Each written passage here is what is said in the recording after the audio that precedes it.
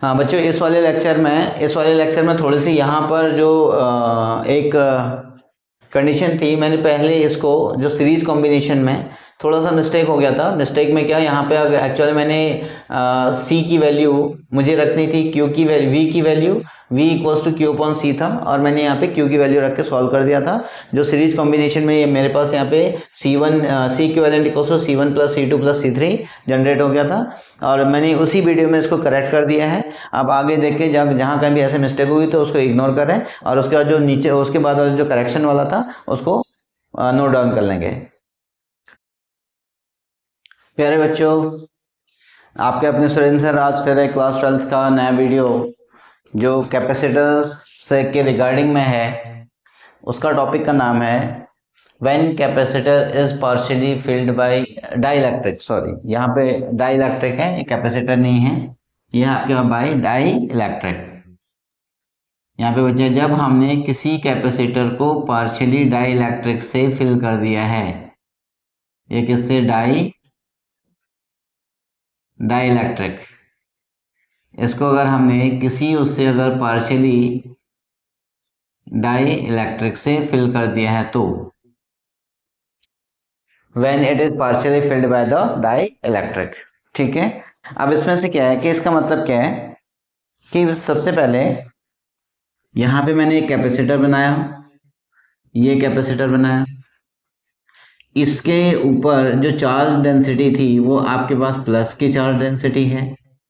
Capacitor का मतलब plus का चार्ज डेंसिटी, ये इधर ऐसे, और यहाँ पर आपके पास माइनस की चार्ज डेंसिटी है। अच्छा, यहाँ पर हमारे पास किसकी चार्ज डेंसिटी है, माइनस की।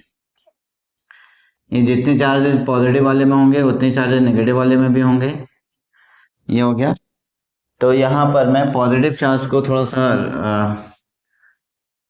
ये मेरे पास कैपेसिटर का प्लेट था इधर, और ये प्लस, ये प्लस, ये प्लस, ये सारे आपके पास प्लस प्लस का सिंबल हो गया, ये और ये प्लस का हो गया, और उधर माइनस का। इसके बीच में हमें एक कोई डाइलेक्ट्रिक डालना है। डाइलेक्ट्रिक मैंने आपको बताया था इंसुलेटर होता है, उसके अंदर एक्चुअल में चार्ज तो नहीं होता, लेकिन चार्ज जनरेट किया जा सकता है बाय इंडक्शन से, या फिर किसी दूसरे चार्ज के इम्पैक्ट में आने के बाद उसके अंदर चार्ज को डेवलप किया जा सकता है। अब इसमें है आपके पास, आपने इसमें इसको पूरा नहीं डाल रखा है, इतना ही डाइलेक्ट्रिक है, इतना वाला पोर्शन, ये आपके पास डाइलेक्ट्रिक है। तो अब इस डाइलेक्ट्रिक में क्या होगा कि इसके ऊपर चार्ज जनरेट हो जाएगा, पॉजिटिव साइड में नेगेटिव चार्जेज आएंगे, तो यहाँ पे आपके पास नेगेटिव चार्जेज आ जाएंगे इसमें, ये ऐसे, और अपियर होंगे, इसमें नेगेटिव चार्ज अपियर होंगे, तो ये इसमें आपके पास, और इस वाले में आपके पास पॉजिटिव चार्ज अपियर हो जाएंगे यहाँ पे ऑटोमेटिकली। तो ये इसीलिए डाइलेक्ट्रिक है। ये आपके पास ऐसे, ये आपके पास डाइलेक्ट्रिक है, ये ऐसे हो गया। ठीक है, और इसकी जो थिकनेस है, इसकी जो थिकनेस है वो है आपके पास टी, इसकी जो थिकनेस है वो कितनी है, टी। और इस पूरे के लिए जो थिकनेस है यहां से यहां तक के लिए, इसके लिए है आपके पास डी, ये वाला। और इसके लिए जो इलेक्ट्रिक फील्ड है वो है आपके पास ई, ये है आपके पास ई, और इसके लिए जो इलेक्ट्रिक फील्ड है वो है आपके पास ई नॉट। क्या है इसके लिए इलेक्ट्रिक फील्ड, आपके पास ई नॉट का इलेक्ट्रिक फील्ड है, यानी इसमें कोई मीडियम नहीं है, इसलिए यहाँ एयर का मीडियम है, तो इसलिए हमने इसको ई नॉट के नाम से दे दिया। ठीक है, अब हमें निकालना क्या है, कैपेसिटेंस निकालना है। कैपेसिटेंस निकालने के लिए आपको पास सी के इक्वल टू क्या होता है, Q per unit volume, charge per unit volume. तो आपको C equal to Q upon V चाहिए।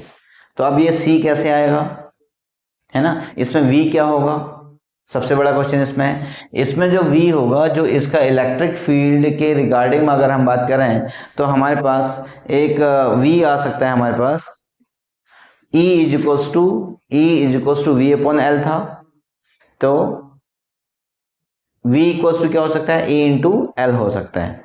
अब मैं इसको सॉल्व करूं, S E is equals to V upon of L, so this implies that V is equals to E into L। ये हो गया, ये आपका इनिशियल कंडीशन है। और सी की वैल्यू कितनी होती है, कैपेसिटर प्लेट की वैल्यू, और C not equals to and C not is equals to A epsilon not upon of D, ये कंडीशन है। C not equals to A epsilon not upon of D, ये किसके लिए आ गई आपके पास, कैपेसिटर के लिए ये। अब इसके हम इस पूरे में लें तो we, let V is the potential difference, the potential difference between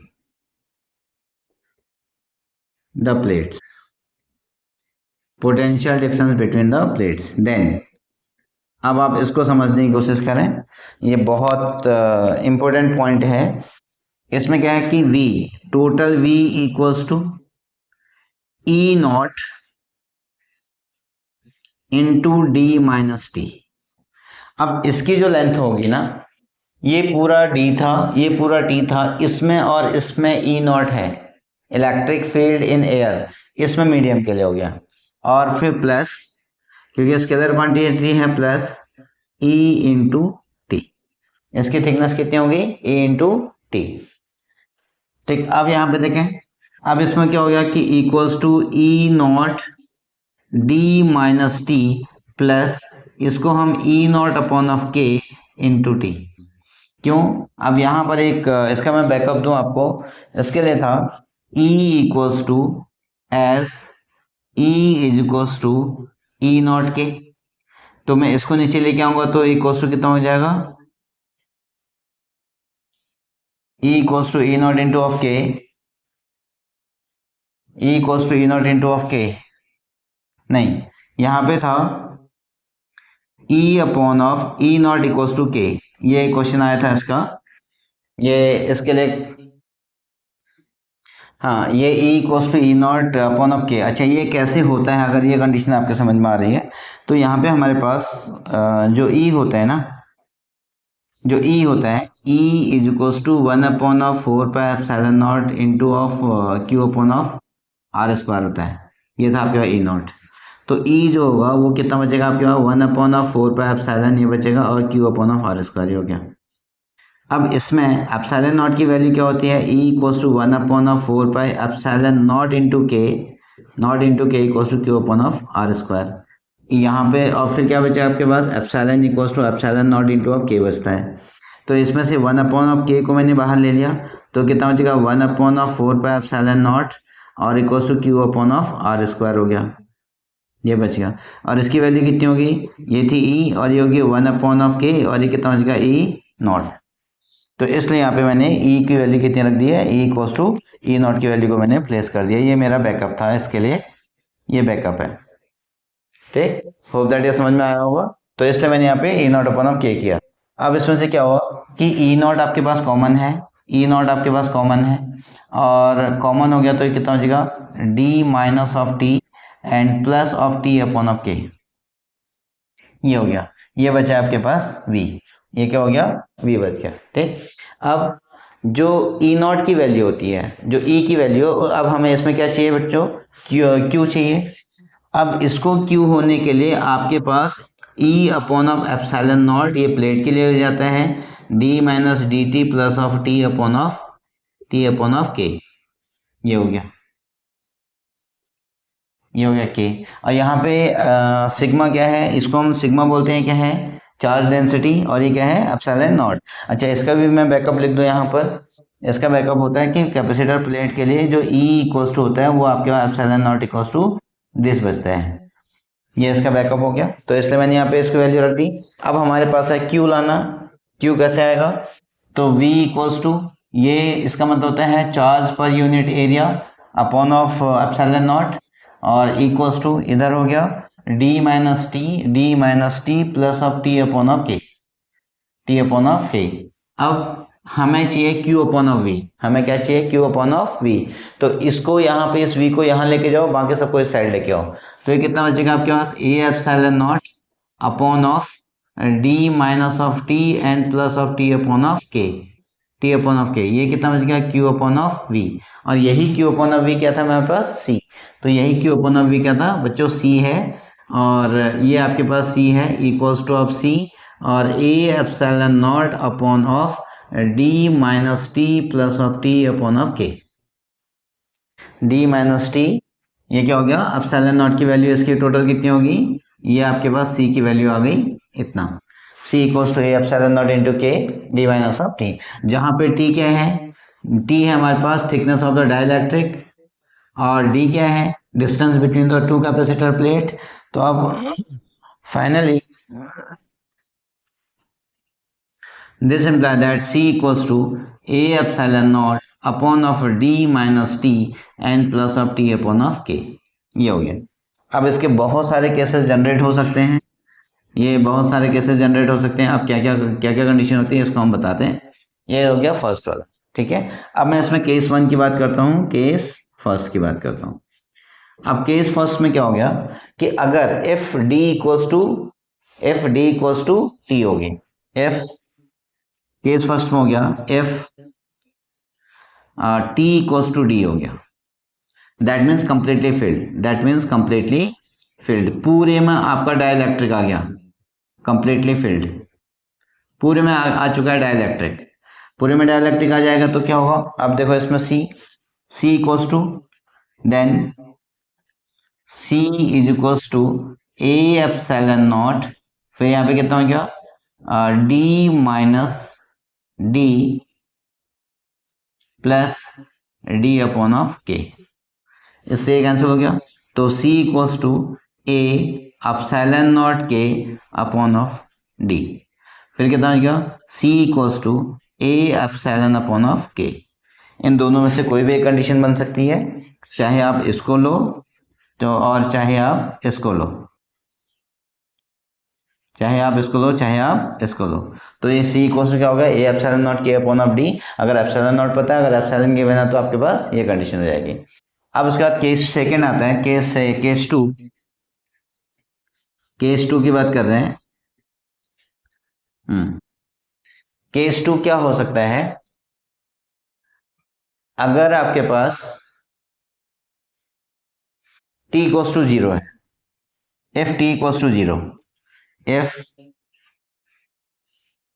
T equals to zero, that is अब पूरे एयर है, पूरा क्या है एयर है, अब इसमें कुछ है ही नहीं, तो अब इसके लिए क्या हो गया, so then C equals to कितना बचेगा A epsilon not upon of D, A epsilon not upon of D, ये आपका जीरो हो गया, ये zero upon K equals to ये भी जीरो हो गया, तो इसका कोई इंपोर्टेंस नहीं रह गया। तो यानी अब ये आपका जो इनिशियल वाला था वो भी आपके पास कंडीशन जनरेट हो गई। अब सपोज दैट केस थर्ड की बात आती है, केस थर्ड, अगर हमने इसमें बहुत सारे डाइलेक्ट्रिक को इंसर्ट कर दिया, तो अब क्या होगा, अच्छा इसमें एक चीज और कर लेते हैं, हाँ चलो केस थर्ड था, उससे पहले मैं इसको मेटल में डाल देता हूँ, एफ डाइलेक्ट्रिक इज मेटल, अगर डाइलेक्ट्रिक हमारे पास क्या है, कैसा है मेटल है, अगर डाइलेक्ट्रिक मेटल है तो इसके लिए मेटल के लिए के क्या होता है बच्चों, के होता है आपके पास, के की वैल्यू होती है इन्फिनिटी, मतलब नॉट डिफाइंड। मैंने आपको स्टार्टिंग फर्स्ट चैप्टर के लेक्चर में ही बताया था, जहाँ पे के की वैल्यू आपकी कितनी होती है, एक तो होती है वाटर के लिए, एयर के लिए 1, वाटर के लिए 80 या 81 होती तो 81 है, कैलकुलेशन के लिए 80 लेते हैं, और मेटल के लिए कितना है नॉट डिफाइंड, तो यहाँ पे नॉट डिफाइंड हो गया। अब इसकी वैल्यू अगर हम रखेंगे तो C equals to A epsilon not, इसमें रखिए इसमें के नॉट डिफाइंड है तो ये तो जीरो हो गया, फिर 1 upon naught defined equals to zero, अब बचा क्या डी माइनस ऑफ टी, तो ये क्या हो गया आपके पास डी माइनस ऑफ टी, इसका ये वाला फॉर्मूला जनरेट हो गया इसके लिए, कब, जब हमारे पास डाइलेक्ट्रिक कैसा हो मेटल होगा, जब डाइलेक्ट्रिक कैसा होगा मेटल हो गया। अब केस फोर, अगर हमने इसमें बहुत सारे डाइलेक्ट्रिक्स डाल दिए हों, तो तब क्या होगा, जिसमें सबका डाइलेक्ट्रिक कांस्टेंट भी अलग अलग होगा और थिकनेस भी अलग अलग हो सकती है। मतलब मेरा कहने का मतलब यह है, ये हमारे पास कैपेसिटर की प्लेट थी, एक इधर और एक इधर, ये कैपेसिटर की प्लेट थी, ये कैपेसिटर का प्लेट है, इसके बीच में एक डाइलेक्ट्रिक डाला मैंने इतना वाला, एक डाइलेक्ट्रिक ये डाल दिया, इसकी थिकनेस थी T1 और इसका डाइलेक्ट्रिक कांस्टेंट था K1। दूसरा डाल दिया, हो सकता है वो डायरेक्टली अटैच्ड हो या नॉट अटैच्ड भी हो, कोई दिक्कत नहीं है। दूसरा डाल दिया मैंने ये वाला, इसकी थिकनेस थी T2 और ये हो गया आपके पास K2। फिर इसमें मैंने तीसरा डाइलेक्ट्रिक डाला, तीसरा डाइलेक्ट्रिक डाल दिया ऐसे ये, और इसकी हो गई T3 और इसको हो गया K3। और उसके बाद जो नेक्स्ट वाला जो डाइलेक्ट्रिक डाला है वो मान के चलो ऐसे हमने N डाइलेक्ट्रिक डाल दिए, तो इसका नाम ये हो गया Tn और ये बचेगा आपके पास Kn। इतने सारे डाइलेक्ट्रिक डाल दिए। तो अब इसका क्या होगा, तो C इक्वल्स टू, तो इसके लिए हो गया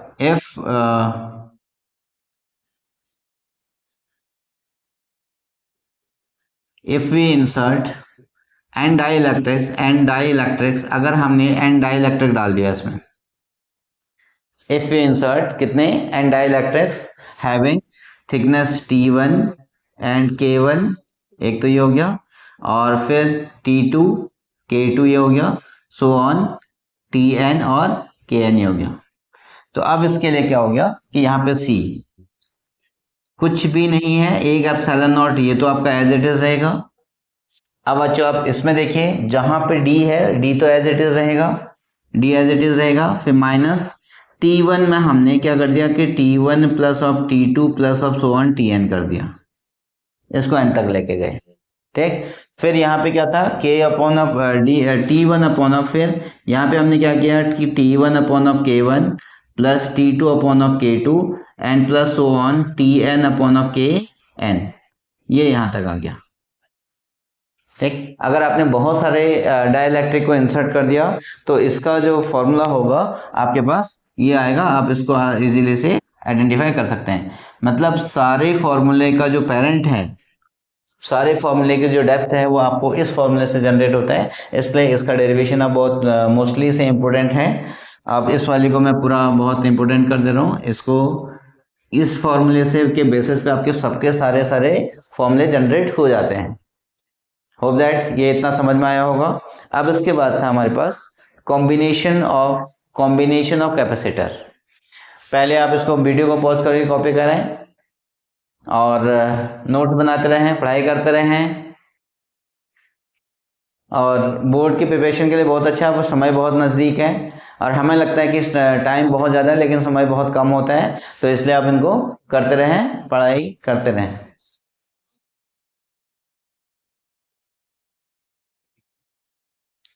हाँ बच्चों, नेक्स्ट टॉपिक है कॉम्बिनेशन ऑफ कैपेसिटर। यहाँ पे next topic combination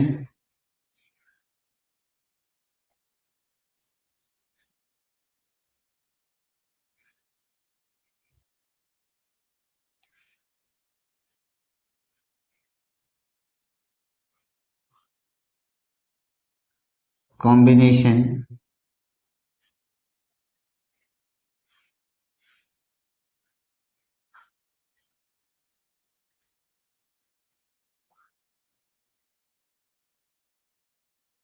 of capacitor, combination of capacitor.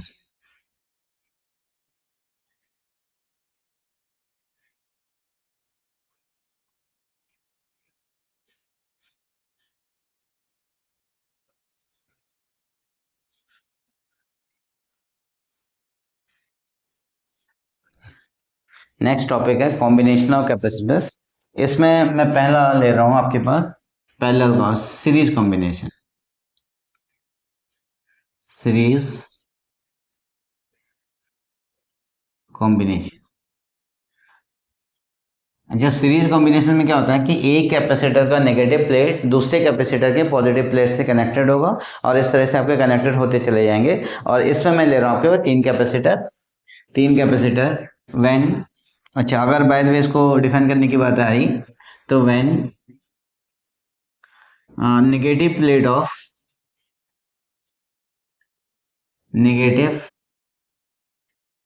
Of one capacitor is connected to the positive positive plate of another capacitor, positive plate of another capacitor.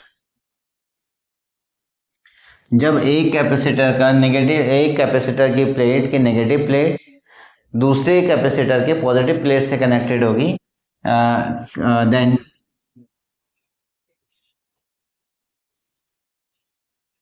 The combination is called series combination. तब हम उसको क्या बोलते हैं? Series combination. अब मैं इसको बनाने की कोशिश करता हूँ। पहले ये एक कैपेसिटर का कंडक्टर है और ये इसका पॉजिटिव प्लेट है। बच्चों, ये इसका पॉजिटिव प्लेट है। ध्यान रखना, कैपेसिटर में आपके पास दोनों, और ये आपका नेगेटिव प्लेट है, दोनों सेम होंगे। ये आपका नेगेटिव प्लेट है, ठीक है।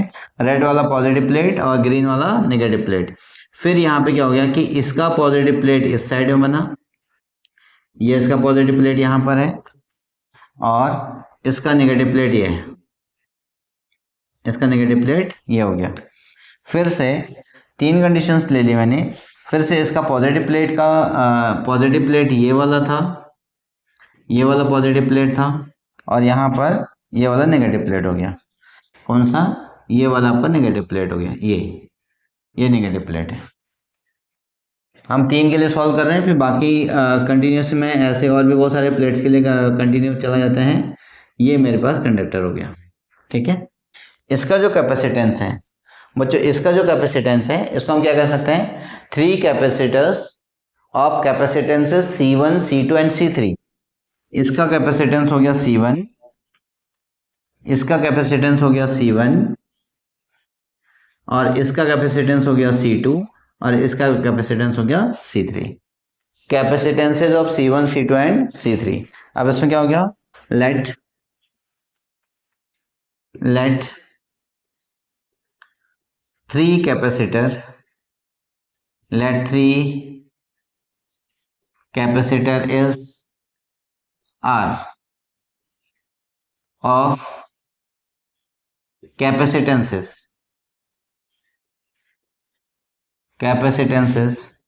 C1, C2 and C3 are connected in series। इनको हमने सीरीज में कनेक्ट कर दिया। अब इनका एक इक्विवेलेंट होगा, वो कितना हो सकता है? उसमें कह रहा है सीरीज कॉम्बिनेशन में, मैं फिर से आपको बता दे रहा हूं, जो सीरीज कॉम्बिनेशन में है, this imply that charges remain constant. बहुत है, चार्जेस रिमेन कांस्टेंट। चार्ज हमेशा क्या होगा? इसमें कांस्टेंट होगा, एंड पोटेंशियल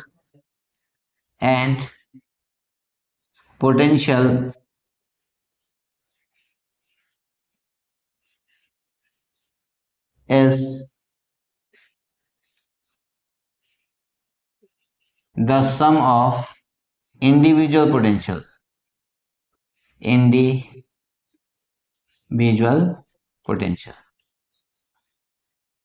ये हो गया, ठीक। तो अब इसमें क्या हो गया कि दैट इज, इसका मतलब क्या मिला?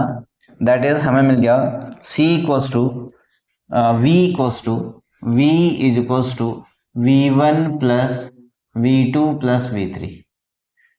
क्या मिला हमें इसमें? V equals to V1 plus V2 plus V3। अब इसके लिए जब हम सॉल्व करेंगे तो अभी कितना बचेगा?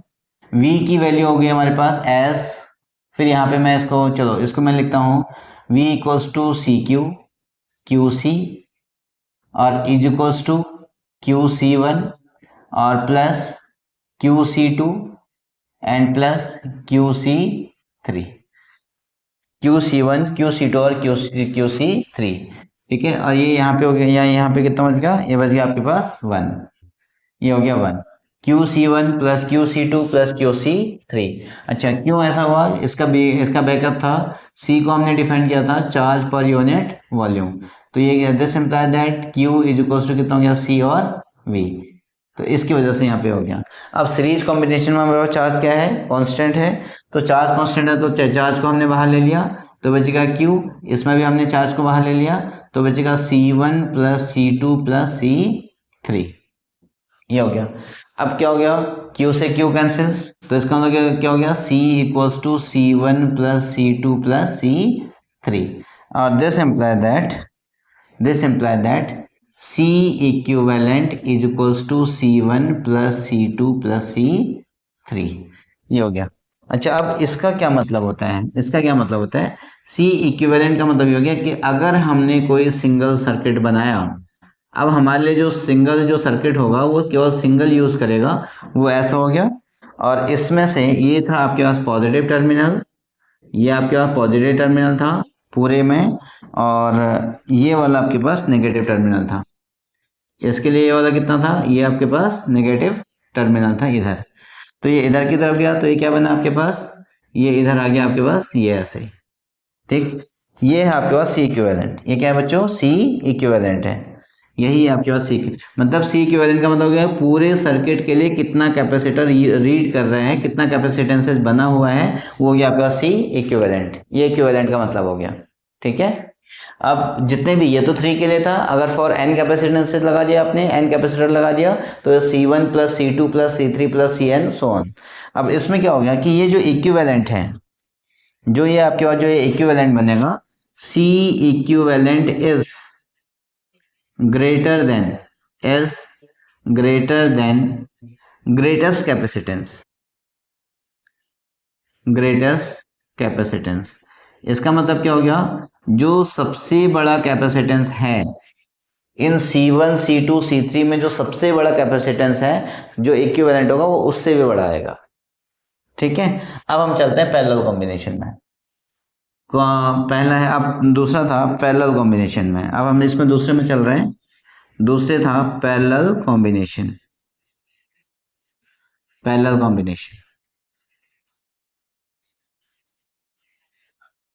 ठीक। अब ये पैरेलल कॉम्बिनेशन में क्या होगा? इसमें सारे कैपेसिटर के पॉजिटिव प्लेट एक ही टर्मिनल से कनेक्टेड होंगे और सारे नेगेटिव प्लेट एक ही टर्मिनल से कनेक्टेड होंगे। तो इसमें क्या है, इसको अगर मैं लिखना चाहूं, when the positive plate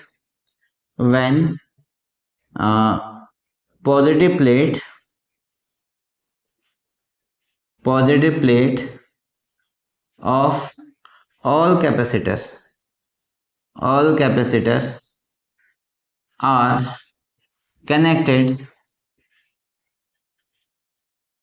connected to a single terminal, and all negative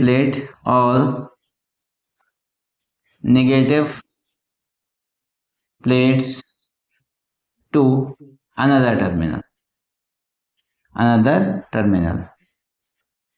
अगर हमने सारे पॉजिटिव प्लेट को एक टर्मिनल से और बाकी को दूसरे टर्मिनल के साथ में कनेक्ट कर दिया तो क्या हो गया? Parallel combination. मैं इसको बनाने की कोशिश करता हूँ। यहाँ पे ये आपके पास एक है और ये आपके पास दूसरा है और ये आपके पास तीसरा है। ये पॉजिटिव प्लेट हो गया और इसको मैंने ग्रीन से आपको सबका नेगेटिव प्लेट बनाया था, ये ऐसे और ये ऐसे और ये इधर। अब ये कहना चाह रहा है कि इन सब का पॉजिटिव प्लेट का जो टर्मिनल है वो किसी एक से ही कनेक्टेड है। ये इससे कनेक्टेड हो गया, ये इससे कनेक्टेड हो गया और ये इससे कनेक्टेड हो गया, ये एक ही टर्मिनल। और यहाँ पे क्या होगा कि ये आपके पास इससे कनेक्टेड हो रहा है ये, और यहाँ से इधर और यहाँ से ये इधर की तरफ, ये नेगेटिव प्लेट हो गया। ठीक हो गया। अब इसमें भी देखो, इसका कैपेसिटेंस आपके पास C1 था, इसका कैपेसिटेंस आपके पास C1 है और इसका कैपेसिटेंस C2 है और इसका कैपेसिटेंस आपके पास कितना है? C3। C1 C2 and C3 अलग अलग कैपेसिटेंसेस है। अब हाँ, अब इसमें क्या होगा कि इसके लिए पैरेलल प्लेट कॉम्बिनेशन में पोटेंशियल रिमेन कांस्टेंट। इसमें है V तो आपके पास कांस्टेंट होगा और Q जो होगा वो आपके पास sum of individual charges, sum of the all charges, sum of all charges. इसमें आपके पास ये कंडीशन है। इसमें पोटेंशियल कांस्टेंट होगा, मतलब दो टर्मिनल पोटेंशियल हमें डिफरेंस दो टर्मिनल पे निकालना पड़ता है, उस पर पोटेंशियल कांस्टेंट होगा और बाकी क्यू जो होगा वो सबके सम के इक्वल होगा। अब क्या मिला हमारे पास? सो दैट इज, तो इसको मैं यहाँ पे ले लूँ, ग्रीन से लिख रहा हूँ, दैट इज, तो यहाँ इसका मतलब क्या हो गया कि that is Q is equals to Q1 charges on capacitor Q1 and charges on capacitor Q2 and charges on capacitor Q3। Q का मतलब हो गया कैपेसिटर Q1 पे चार्ज, कैपेसिटर Q2 पे चार्ज और कैपेसिटर Q3 पे चार्ज हो गया। अब क्या मिला हमें यहाँ पे? ओके, अब हमें Q तो मिल गया, मैंने यहाँ पर अभी आपके पास बैकअप दिया हुआ था ये वाला, तो Q equals to C B था, Q equals to,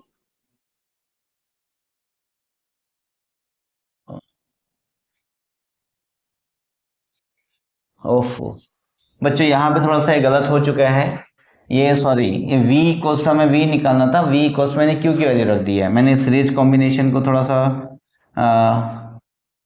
problem create हो गई है, कोई बात नहीं, तो इसको मैं क्लियर कर देता हूँ यहाँ पे, ये वीडियो में आपके पास ये सारी चीज़ें क्लियर होगी। तो c equals to v equals to q upon of c, sorry q equals to c upon of v, a Q equals to C upon of V, और यहाँ पर आपके पास Q upon of C one, यहाँ पे मैं upon of कर दे रहा हूँ, अपॉन, यहाँ पे भी अपॉन और यहाँ पे भी अपॉन, तो ये कितना हो गया Q upon of C one, Q upon of C one, and यहाँ पे भी अपॉन में ही था, ये सब कुछ अपॉन में ही है, और उसके बाद दूसरी कंडीशन आ गई, तो यहाँ पे भी मैं अपॉन में कर दे रहा हूँ इसको, अपॉन में, और ये हो गया आपके पास वन अपॉन सी वन,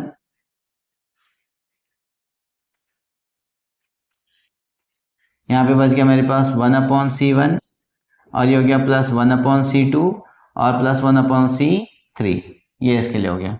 तो यहाँ पे अगर हम करें तो सी इक्विवेलेंट, इसको भी वन अपॉन ऑफ सी, और ये हो जाएगा आपके पास one upon C one plus one upon C two plus one upon of C two and plus of one upon of C three, और इसमें से ये बच गया आपके पास वन अपॉन, इसको मैं